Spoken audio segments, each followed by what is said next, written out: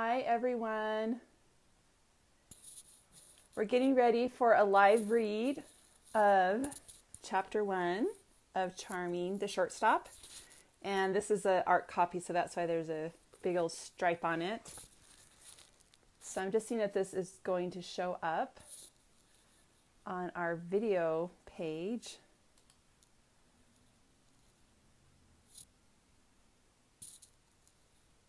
Looks like it might be. I can't see it yet. Can you guys see it?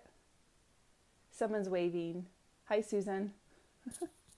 Okay, there we go. Perfect. Okay, so I put in my headphones because every time I try to do this, I don't, and it has weird staticky feedback. So this time I am more prepared, and I have my water bottle too in case I get raspy. I have my hat. This is actually a new hat. I had another hat for about 10 years and I finally gave up the ghost. And anyway, so that's what I'm wearing today. It's not technically a baseball hat, but I definitely call it a sports mother hat. So here is our beautiful new book, and I'm so excited for this book because it was a lot of fun to write. And without any further ado, I will read chapter 1, and tomorrow Rebecca Connolly will read chapter 2, and then on Thursday Sophia Summers will read chapter 3. So this should be a lot of fun. Chapter 1. I'm at the Seattle airport now, Axel Diaz told Sawyer Bennett, his former college teammate and currently the bossiest person alive. I don't need you to go all mom on me, Skeeter. Everyone called Sawyer Bennett pitcher extraordinaire, Skeeter. As for Axel, he'd been called Axeman for as long as he could remember, even before baseball. He supposed his dad had started the nickname, although Axel tried not to think about his dad. Skeeter chuckled, but there is a little humor in it. The wedding is tomorrow, and speaking of moms, mine is freaking out. She wants everyone at the rehearsal dinner tonight. I'll be there, Axel said as he gazed out the floor-to-ceiling windows of the Seattle airport at the drizzling spring rain. Thankfully, last night's game had been dry. I'll fly into Belltown about 5 p.m., and dinner is until 6. Plenty of time, Skeeter groaned. I knew you'd be late. I won't be late, Axel said again. Skeeter was a goofball most of the time, but he could be intense when he needed to, a trait he got from his mother, who they all called Mama Sal. She was getting married to a great guy, finally, and she'd invited the six-pack to the wedding. Axel and Skeeter made up 2 of the six-pack, along with 4 of their best friends, Grizz, Big Dog, Rabbit, and Steel. Yeah, those are nicknames for the top baseball players to come out of Belltown University in Belltown, Massachusetts. Although they are all from different parts of the country, they bonded fast on the college baseball team. And then, 4 years ago, after winning the College World Series for the 3rd time in a row, the six-pack had been called up to the major leagues in the same round. It had made national news, heck, international news, and made the 6 of them something like college town heroes. Okay, I have to stop here. So in the book it says hell, but I personally don't like to use little curse words, but my characters do. So that's why I adjusted as I was reading, which was probably not very good of me. But I sometimes do that. Like sometimes when I read out loud, I'll change things around a little bit. But that's because editing is never, ever done. Okay, here we go. All pomp and circumstance, of course. But Axel wasn't one to complain about his $2.5 million contract as a shortstop for the Seattle Sharks. And I changed that to a higher number in the final version of this book. Skeeter was still complaining about Axel's changed flight. We're all headed to the Glass Onion for lunch and drinks today, and you're missing that, Skeeter said. Sorry, man, Axel said. When I got home from the game last night, my mom and my sister got into a colossal fight over some guy who wanted to take my sister out for ice cream at 11 o'clock at night. So I had to go to my mom's and do some damage control. Is everything okay? Skeeter asked, his voice less demanding now. Yes and no, Axel said. The crisis is averted, but Sylvia is still 15 and half in love with a senior. Ouch, Skeeter sighed. I'm glad my sister Rachel is out of those teen years, but you're a good brother to Sylvia, that's for sure. The words were nice to hear, but that didn't dispel the guilt Axel had over being gone so much during his 4 years at college. It was one of the reasons he'd bought his mom a condo in the same complex in Seattle.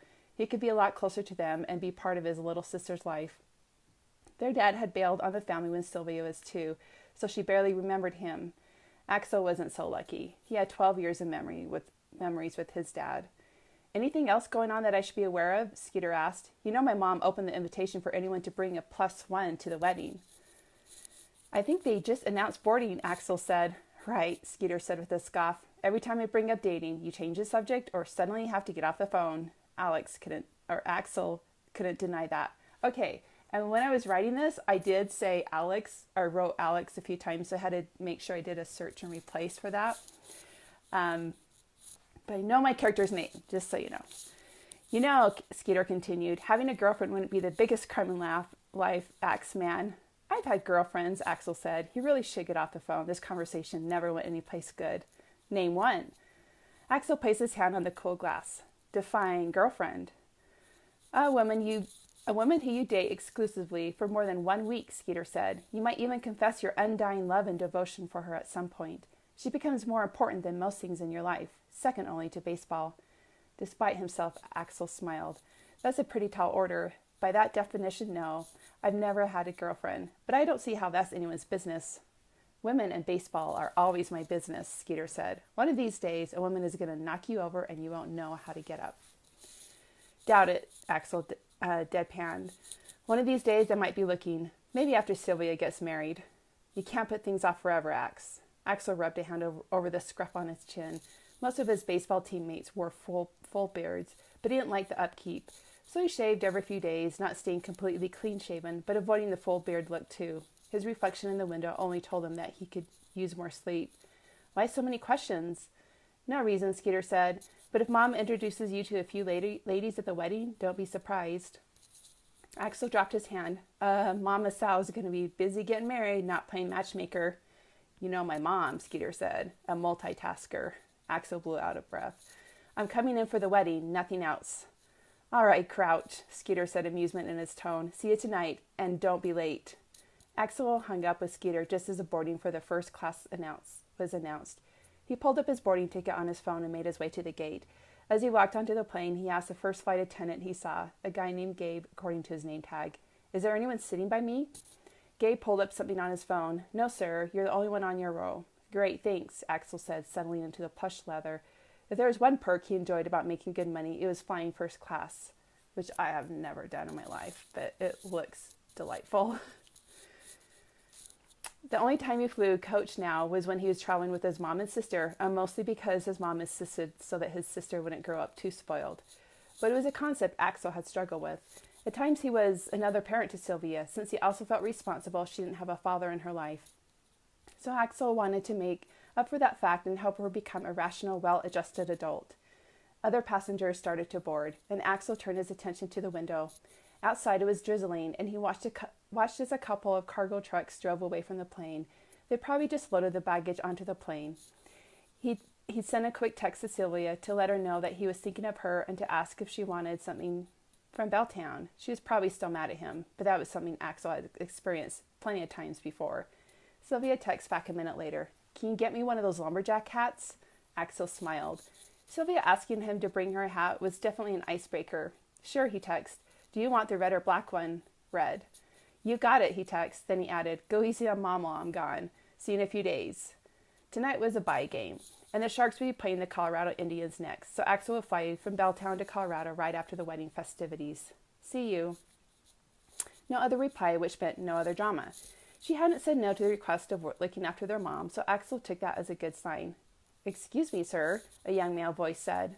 Axel looked up from the window. A kid of about 12 stood next to the empty chair, holding a piece of paper. Can you sign this? Pretty much everywhere he went in Seattle, Axel was recognized and asked for an autograph. At first had been a heady feeling, uncomfortable too, but now he was used to it and didn't think twice. Sure, do you have a pen? Axel asked. The boy's face reddened. Yeah, he said, fishing out a pen from his pocket. What's your name? Axel did a quick scan of the kid. It was something he did whenever he met a young teen boy, looking for old bruises, healed cuts, that haunted look. Lance, sir. Axel looked down at the paper, trying to dispel thoughts of his 12-year-old self. He wrote the kid's name, then a short message. His standard message was, Hope to see you at a game, the Axeman. Another thing he had to get used to, signing his nickname. He handed the paper back. Do you play baseball, Lance? Yes, sir, Lance said, his face adding another layer of red. I'm a shortstop. Axel extended his hand to fist bump the kid. Nice. Keep up the hard work. After the kid left, Axel turned back to the window. He clenched his hands and forced himself to relax his fingers. It seemed the memory of his father would always be triggered when Axel met boys Lance's age, because the last time Axel had seen his father, it was after Axel had finally stood up for himself with a bat. His mother had called the cops, and his father was hauled off, leaving Axel with the usual bumps and bruises. His father was released from jail a few days later, but he never came home. That hadn't stopped him from cleaning out their bank account, though. Axel's mother had told him over and over that it wasn't his fault, that his father had made his own choices, that he'd belonged in jail. But Axel had heard her crying every night for the next year, and the sound had ripped his heart in two. So, Skeeter, he wished he could say, I'll probably never have a girlfriend. I don't have a whole heart to give to anyone, and my mother and sister are taking up what's left. End of chapter 1. And that's a little bit of a sad ending, but it gets way better. And just to remind everybody, we're doing a Kindle giveaway this week, that if you comment or share any of our posts, that you'll be entered to win a Kindle Fire. So really exciting. In fact, I kind of wish I could win it, because I have a Paperwhite that's about 5 years old, and it definitely is slowing way down, but I won't hijack it. Anyway, so we're really excited to have this third book come out in the series, and we've been reading your reviews, and we're celebrating that our readers are enjoying this series with us. Anyway, see you later. Bye.